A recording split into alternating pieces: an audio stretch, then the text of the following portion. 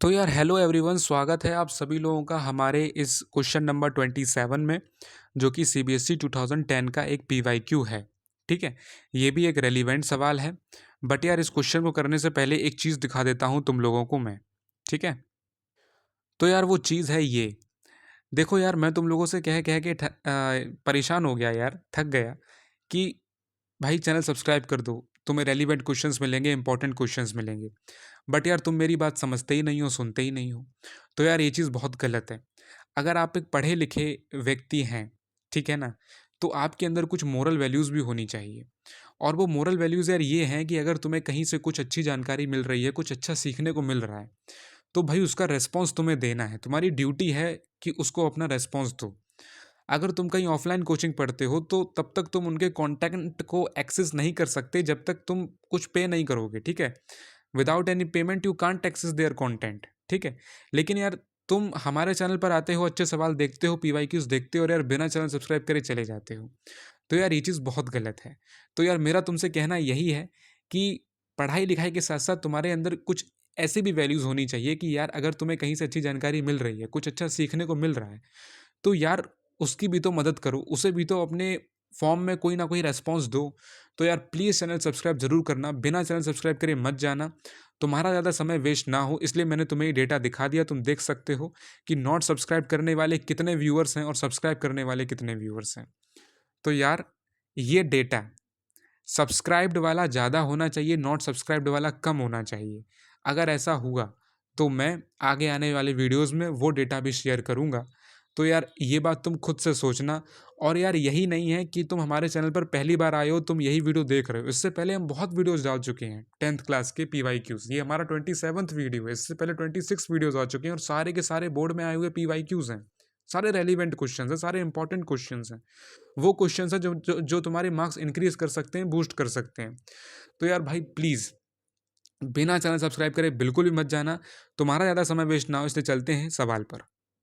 तो यार भाई सवाल में देखो क्या कहा गया है कि if 6x is equal to secant theta and 6 upon x is equal to tan theta, find the value of 9 of x square minus 1 upon x square.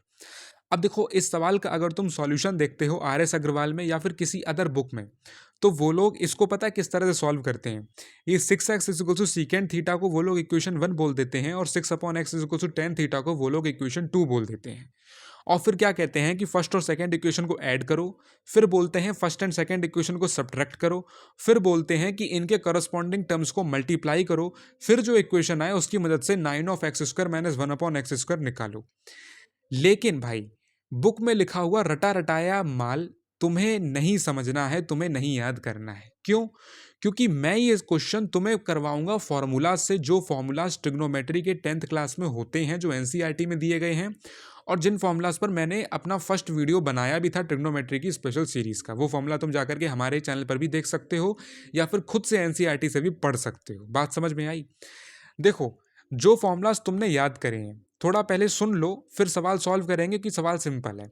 लेकिन मैं तुम्हें क्या बताना चाहता हूं कि अगर तुम डायरेक्टली आर एस अग्रवाल या किसी अदर बुक से वही सॉल्यूशन टीप लोगे ना, वही सॉल्यूशन एकदम राइट डाउन कर लोगे, तो जो मेन चीज़ है, जो सवाल का फील है, वो तुम्हें बिल्कुल भी नहीं आएगा। ठीक है, क्योंकि मैं सवाल सॉल्व करूंगा उन सभी फॉर्मूलाज का यूज करके जो फॉर्मूलाज तुम्हारे 10th लेवल में ट्रिग्नोमेट्री पर हैं, ट्रिग्नोमेट्री में हैं। ठीक है, वही फॉर्मूलाज का मैं यूज करूंगा। लेकिन अगर तुम वो आर एस अग्रवाल या अदर बुक्स के सॉल्यूशंस से इस सवाल को सॉल्व करोगे, तो कहीं पर भी वो फॉर्मूलाज ज़्यादा यूज नहीं होंगे और जो फॉर्मूलाज तुमने याद करे हैं वो फॉर्मूलाज तुम अप्लाई करना नहीं सीखोगे। तो मेरा एक मोटिव है और यही मोटिव तुम्हारा भी होना चाहिए कि जो भी फॉर्मूलाज तुमने याद करे हैं उनको याद करना काफ़ी नहीं है, वो तो एक प्राइमरी स्टेज है। सेकेंडरी स्टेज जो कि बहुत इंपॉर्टेंट है कि उन फॉर्मूलाज को तुम्हें कैसे अप्लाई करना है, और फॉर्मूलाज अप्लाई करना ही मेन चीज है। ठीक है, sine square theta plus cos square theta is equal to 1, और ना जाने इस तरह के कितने फॉर्मूला जो तुम्हारे 10th लेवल पर हैं, इनको याद करना ही बड़ी बात नहीं है। इनको तुम्हें कैसे भाई अप्लाई करना है वो बड़ी बात है। अगर तुम मेरी बात समझ पा रहे होगे तो बिल्कुल तुम्हें मतलब बहुत अच्छा लग रहा होगा, बहुत अच्छा फील हो रहा होगा। मेन मोटिव मेरा और तुम्हारा सेम होना चाहिए कि फॉर्मूलाज अप्लाई कैसे करें और सवाल का फील कैसे लें। सवाल भले ही लेंदी हो, लेकिन सवाल का फील आना चाहिए। ठीक है ना, बात समझ रहे हो कि नहीं? छोटा सवाल है और समझ नहीं आया तो क्या फायदा। बड़ा सवाल है, सवाल की लेंथ ज़्यादा है, लेकिन बहुत अच्छे से समझ में आया, सवाल का फ़ील आया, तो बहुत बढ़िया बात है। तो वही मेरा मोटिव है और वही तुम्हारा मोटिव भी होना चाहिए। तो मैं वो सॉल्यूशन प्रेफ़र नहीं करूँगा, मैं ये सॉल्यूशन प्रेफ़र करूँगा और तुमसे भी कहूँगा कि तुम इसी तरह सॉल्व करो इस सवाल को जैसे मैंने किया है। अब देखो, मैंने वो सारे फ़ॉर्मूलाज़ का यूज़ करते हुए इस सवाल को सॉल्व किया है जो कि तुम्हारे 10th लेवल में ट्रिग्नोमेट्री के फ़ॉर्मूलाज़ होते हैं, ठीक है? तो देखो मैंने क्या किया, जैसे सीकेंट थीटा 6x है, तो मैंने इसे इक्वेशन 1 बोल दिया, और tan थीटा 6/x है, मैंने इसे इक्वेशन 2 बोल दिया। अब तुम ये जानते हो कि सीकेंट थीटा का रेसिप्रोकल होता है कॉस थीटा, तो मैंने कॉस थीटा लिख दिया। अब चूंकि सीकेंट थीटा का रेसिप्रोकल कॉस थीटा होता है, तो राइट हैंड साइड में 6x का भी तो रेसिप्रोकल करोगे, तो कितना हो जाएगा 1/6x। इतनी बात तो समझ में आई, बहुत बढ़िया। अब सेकेंड इक्वेशन में क्या लिखा है, tan theta is equal to 6/x, तो tan थीटा को हम क्या लिख सकते हैं, sign theta upon cos theta, बहुत बढ़िया। और राइट हैंड साइड में 6/x एज इट इज लिख दो, ठीक, क्योंकि tan थीटा को sign theta upon cos theta हम लिख सकते हैं, तो हमने वो लिख दिया, और राइट हैंड साइड में 6/x है वो लिख दिया, इसमें कोई रेसिप्रोकल नहीं हुआ है, ठीक है। तो हमारी थर्ड और फोर्थ इक्वेशन जनरेट हो गई, जो कि यहाँ तक मैंने बहुत सिंपल काम किया है। अगर तुमने मेरे पहले के वीडियोस देखे हैं और तुम पहले से बहुत सारे सवाल प्रैक्टिस कर चुके हो ट्रिग्नोमेट्री के, जिसमें सिंपल फॉर्मूलाज अप्लाई करके आए हो, तो तुम्हें इजीली ये चीज़ समझ में आ गई होगी, कोई इतनी हार्ड चीज़ नहीं थी ये, ठीक है। अब देखो क्या है, एक सिंपल सी चीज़ है कि कॉस थीटा 1/6x है, बहुत बढ़िया। इसको हम इक्वेशन 4 में पुट करेंगे कॉस थीटा की जगह। इक्वेशन 4 क्या है देख ली, बहुत बढ़िया, आपको दिख रही होगी अच्छे से। यहाँ पर कॉस थीटा की जगह हम 1/6x डालेंगे, तो ये क्या हो जाएगा, sine theta upon 1/6x is equal to 6/x। अब जैसा कि तुम यार 8th क्लास में ये सब चीज़ें पढ़ चुके हो कि जो डिनोमिनेटर में 1/6x लिखा है वो किस तरह से ऊपर आएगा रेसिप्रोकल होकर के, और साइन थीटा से मल्टीप्लाई होगा। ये तो सब चीज़ें एक सिंप्लीफिकेशन का पार्ट है, ये तो 8th क्लास में करके आए होगे, तुम्हें ईजिली ये सब चीज़ें करनी आती होंगी, ठीक है। तो 6x into sine theta is equal to 6/x। यहाँ तक मैंने कुछ नहीं किया, केवल सिंप्लीफाई किया। अब 6 से 6 मैं इस तरह से कट कर सकता हूँ, ये भी चीज़ तुम्हें पता होनी चाहिए कि LHS और RHS में अगर इस तरह से लिखा हुआ है तो हम कट डाउन कर सकते हैं, ठीक है। तो यहां से अब मेरे पास क्या हो गया, x square sine theta is equals to 1। 6 से 6 कैंसिल हो गया, तो मेरे पास केवल कितना बचा, x sine theta is equals to 1/x। फिर मैंने क्रॉस मल्टीप्लीकेशन किया तो मेरे पास कितना आ गया, x square sine theta is equals to 1, ठीक। अब मैं क्या करूंगा, साइन थीटा के टर्म्स में अगर इक्वेशन को लिखना चाहूं तो कैसे लिखूंगा, sine theta is equals to 1/x², 1 के नीचे एक्स स्क्वायर भेज दिया। और साइन थीटा का रेसिप्रोकल कितना होता है, कोसेकेंट थीटा, तो साइन थीटा की जगह कोसेकेंट थीटा लिखा। लेकिन राइट हैंड साइड का भी तो रेसिप्रोकल करना पड़ेगा ना भाई, तुमने साइन थीटा का रेसिप्रोकल किया 1/sin थीटा जो कि कोसेकेंट थीटा होता है, ठीक है। LHS का रेसिप्रोकल किया तो कोसेकेंट थीटा मिल गया।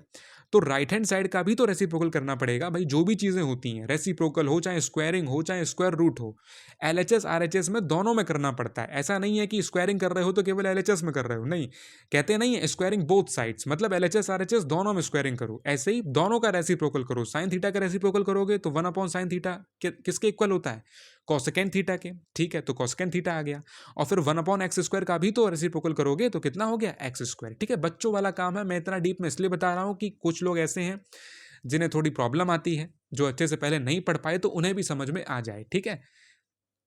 अच्छा, तो हमारे पास साइन थीटा की वैल्यू आ गई 1/x² और कॉसेकेंट थीटा की वैल्यू आ गई x²। अब इसी का यूज करते हुए हम अपने एक्सप्रेशन को सॉल्व करेंगे, जो कि हमारा गिवन एक्सप्रेशन क्या है, 9(x² - 1/x², ठीक है। अब देखो, x² की जगह हम कॉसेकेंट थीटा लिख सकते हैं, क्यों, क्योंकि भाई कॉसेकेंट थीटा ही तो x² था जो मैंने डब्बे में बंद किया, ठीक है, बहुत बढ़िया। तो x² की जगह हम कॉसेकेंट थीटा लिख सकते हैं, -1 यहाँ पर भी x² है तो उसकी जगह पर भी कॉसेकेंट थीटा लिख सकते हैं। अब 9 को बाहर रखो एज इट इज, जैसा है वैसा ही, और एलसीएम लेकर से सॉल्व किया है मैंने, और कुछ भी नहीं किया। नेक्स्ट स्टेप में क्या किया है, कॉसेकेंट स्क्वायर थीटा -1/cosecant थीटा, आप एलसीएम लेके सॉल्व करना, आपका भी यही आंसर आ जाएगा, ठीक है। अब आपने ये आइडेंटिटी पढ़ी है, 1 + cot² theta is equal to cosecant square theta, पढ़ी है कि नहीं पढ़ी। अब 1 को राइट हैंड साइड में लेके जाओगे तो क्या बन जाएगा, cosecant square theta -1 is equal to cot² theta, यानी कॉसेकेंट स्क्वायर थीटा -1 जो हमारा यहाँ पे न्यूमरेटर में लिखा था, उसकी जगह हम cot² थीटा डाल सकते हैं। नेक्स्ट स्टेप में डाल सकते हैं ना, बहुत बढ़िया। और अपॉन में कॉसेकेंट थीटा लिखा रहने दो एज इट इज, ठीक है, बहुत बढ़िया। अब ध्यान से सुनो, यहां पर ये cot² थीटा आ गया। अब cot² थीटा की वैल्यू कैसे निकालोगे, तो तुम्हें पता है कि भैया tan थीटा जो कि 6/x है, जो तुम्हें गिवन था सवाल में, मैंने कुछ अलग से नहीं लिखा, गिवन था तुम्हें सवाल में, ठीक है। तो तुम्हें पता है कि टेन थीटा का रेसिप्रोकल होता है कॉट थीटा, तो अगर टेन थीटा 6/x है तो कॉट थीटा कितना होगा, x/6। अब चूंकि यहाँ पे तुम्हें कॉट स्क्वायर थीटा डालना था तो तुम्हें x/6 का स्क्वायर करना है, तो कितना बनेगा x² और कॉसेकेंट थीटा की वैल्यू तो x² है ही, तो वो भी तुम्हें डिनोमिनेटर में लिख देनी है। अब तो सवाल धुआं धुआं हो गया, सॉल्व हो गया। सिंपली इसे सॉल्व कर लो, x² इंटू में 1/x²। ये सिंप्लीफिकेशन इस तरह से तो करना जानते ही होगे ना यार, ये 8th क्लास का पार्ट है, ठीक है। x² से x² कट गया and you are finally left with 9/36 and if you simplify it further then you got 1/4 as your answer, ठीक है। तो यार 1/4 तुम्हारा फाइनली आंसर निकल करके आएगा, ठीक। तो मैं मान सकता हूं कि मेरा सॉल्यूशन थोड़ा लेंदी हो, लेकिन मेरा सॉल्यूशन बहुत बेसिक था। मैंने ऐसी कोई भी चीज़ नहीं करी जो एक्स्ट्रा हो या जो ऐसी हो जो आपको समझ ना आए। मैंने सारे के सारे वही फॉर्मूलाज यूज़ करे जो आपके 10th लेवल पर हैं। बात समझ में आई?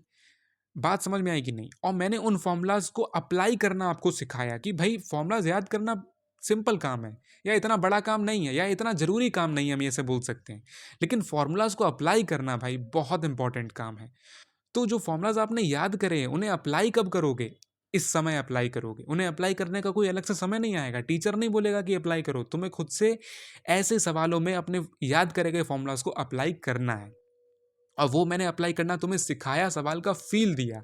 अब अगर तुम वो सॉल्यूशंस देखोगे जो बुक्स में दिए रहते हैं अक्सर, ट्रेडिशनल सॉल्यूशंस, ठीक है, उसमें क्या होता है कि ये जो गिवन दो इक्वेशंस थी ना स्टार्टिंग में, ये 6x equal to secant theta और 6/x equal to tan theta, तो वो लोग क्या करते हैं, फर्स्ट इक्वेशन इसे मान लेंगे, सेकंड दूसरी को, कहेंगे दोनों को ऐड करो, फिर दोनों को सब्ट्रैक्ट करो, फिर दोनों के करस्पॉन्डिंग टर्म्स का मल्टीप्लाई करो, फिर उससे जो इक्वेशन बने उसे सॉल्व करो।